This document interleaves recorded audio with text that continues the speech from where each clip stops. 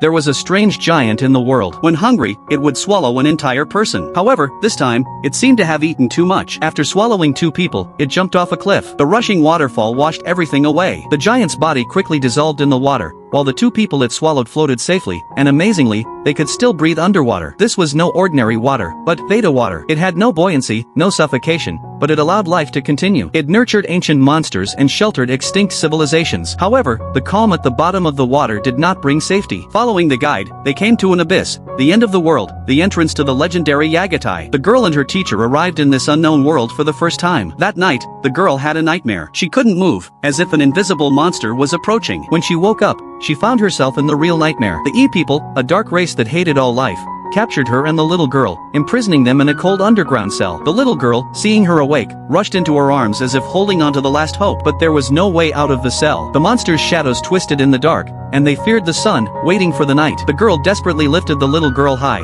trying to catch the last bit of sunlight, but darkness still devoured them. At this critical moment, a boy suddenly appeared, picked them up, and ran madly at the boundary between sunlight and shadow, with the monster's roars behind them. In the end, he led them into the river, but was scratched by the monsters and disappeared with the current. Fortunately, the teacher found them and safely sent the little girl back to the village. But the villagers were hostile toward them. The surface humans had once brought disaster and were still seen as a threat. Only when the little girl's grandfather intervened did they provide a place to stay for the night. That night, they heard the true history of this world. There had once been a glorious civilization and wisdom, but the greedy king's invasions led the world to destruction. So, this world chose to isolate itself from the surface. The elders' words echoed in their ears. Life and death follow their own rules. Forcing them will only result in losing more. But the teacher remained determined. He wanted to revive his wife, no matter the cost. The next day, they continued their journey, but the girl's companion suddenly stopped, seemingly sensing the end of his life and not wanting her to see the pain of parting. When the giant swallowed his body, the girl understood that the life and death of this world had never truly disappeared. They finally reached the end of the world. Beneath the abyss was the road to the gate of life and death. The teacher, regardless of everything, climbed down the cliff, his fingertips bleeding, his legs pierced by sharp rocks, but he did not give up. Behind the door was his only obsession, his deceased wife. In this world filled with mystery and sorrow, the girl and the boy would also face the most cruel choice.